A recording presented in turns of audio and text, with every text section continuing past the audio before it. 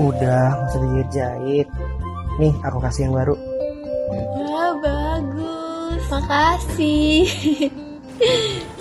Vi, kan kita udah lama dekat. Kita nikah yuk. Nikah? Iya, Wah, dia langsung ngajak nikah tanpa pacaran. Taruh terus menikah, hamil dan punya anak, rumah mewah, mobil bagus, dan suami yang sayang keluarga. Anak tumbuh dewasa dan punya cucu, terus menua bersama. Terakhir, mati dan masuk surga. Amin. Jalan hijrah tak semudah itu, Esmeralda. Wake up! Alhamdulillah, udah lama ya nggak ketemu. Nah, berhubung kita ketemu di sini, jadi berarti kalian harus nemenin aku ngopi.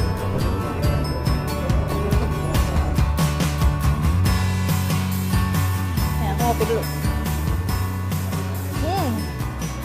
BTW, aku bukan cuma mau ngajak kalian ngopi-ngopi cantik ya hari ini, tapi juga aku mau ngajak kalian untuk ngobrol perkara Islam.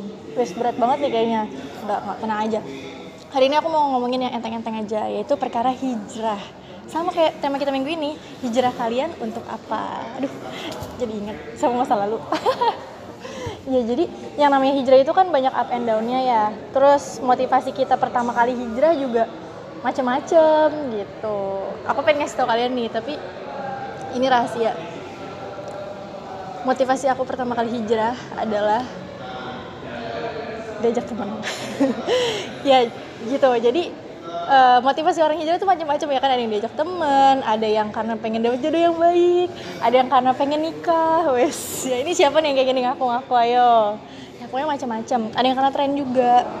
Gitu ya, nggak masalah sih sebenarnya, hijrahnya tuh nggak masalah gitu ya, tapi yang harus dibenerin itu memang motivasinya aja gitu. Karena apa? Nah, PR kita setelah memutuskan hijrah adalah lurusin niat gitu, karena yang namanya hijrah itu pasti kan ujiannya banyak banget ya kan. Kadang ada yang baru hijrah terus ditentang orang tuanya, ada yang baru hijrah terus gimana gitu ya, ada masalah apa gitu. Jadi emang kitanya harus benar-benar kuatin niat, kuatin iman lah ya. Jadi yang namanya hijrah itu pasti kan ada ujiannya ya kan. Jangan sampai ketika kita diuji sedikit aja gitu terus kitanya langsung lemah, kitanya langsung goyang, langsung goncang, dan nauzubillah min zalik gitu ya, malahan balik lagi ke zaman jahiliyah dulu. Jangan sampai gitu. Jadi seiring berjalannya waktu hijrah, seiring berjalannya waktu itu juga diiringi dengan proses meluruskan niat supaya kitanya juga istiqomah, supaya kitanya tuh ikhlas gitu ngerjalanin apa-apa yang Allah perintahin. Ngomong-ngomong soal istiqomah nih ya, aku pengen nanya deh sama kalian, kira-kira tips kalian buat istiqomah tuh apa? Apa ayo? Ini sambil aku ngopi, kalian jawab ya. Gak apa-apa, jawab aja. Di komen juga boleh. Apa ayo? Itu aku berantakan gak sih?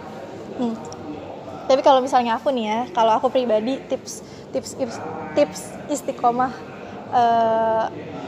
ala aku yang udah pernah aku rasain sih ya. Yang pertama itu pasti kalau kita mau hijrah, kalau mau istiqomah, yang pertama itu cari teman solihah gitu. Karena kalau misalnya kita hijrah sendirian, aduh susah banget gitu. Yang aku rasain hijrah sendirian itu bisa futur lagi gitu, karena kita nggak selamanya merasa diawasin gitu sama Allah. Kadang ada aja gitu futurnya, ada aja gitu blanknya, iya ya, jadi ngelakuin dosa deh gitu.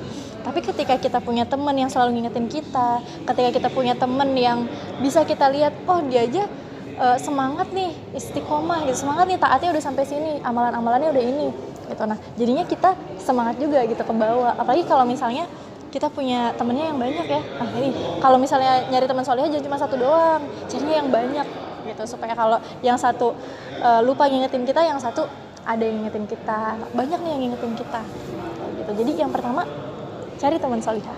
Kemudian yang kedua pastinya mendekatkan diri sama Allah lah ya, dengan perbanyak ibadah yang wajibnya diperbaiki kualitasnya gitu ya, kayak sholatnya misalnya tepat waktu, bacaannya gimana, perbaiki, terus amalan sunnahnya ditambah lagi. Pokoknya jauhi larangan dan laksanakan perintahnya Allah. Itu blacklist segala hal-hal yang itu tuh bakalan mendatangkan maksiat. Maksiat ini bahasanya berat ya. Bakalan bikin kalian tuh jauh dari Allah gitu. Bakalan berpotensi menimbulkan dosa. Nah, itu udah singkirin aja, out. Hal yang sia-sia ya udah, gibah-gibah udah cut aja. Gitu. Jadi yang kedua adalah mendekatkan diri sama Allah dengan perbanyak ibadah dan menjauhi larangannya. Kemudian yang ketiga, nah ini nih kayaknya yang kalian mesti notice deh, karena aku pribadi ya, dengan menjalankan hal yang ketiga ini yang justru bisa ngiket aku buat istiqomah gitu. Apakah itu? Ya itu adalah mengkaji Islam secara intensif gitu, secara intensif, secara rutin gitu. Kenapa sih kok rutin? Ya karena kalau misalnya nggak rutin, itu namanya kajian tematik gitu. Kalau misalnya rutin, jadi pemahaman kita itu utuh gitu. Hijrah kita nggak cuma hijrah pakaian aja, nggak cuma hijrah ikut-ikutan aja, tapi juga hijrah pemikiran gitu. Pemikirannya kayak gimana? Pemikiran Islam yang pemahamannya itu standarnya benar. Dan insya Allah kalau misalnya rutin, kajian intensif, otomatis kita juga kan terbina ya. Jadi ilmu-ilmu yang kita dapat itu bisa langsung kita praktekin.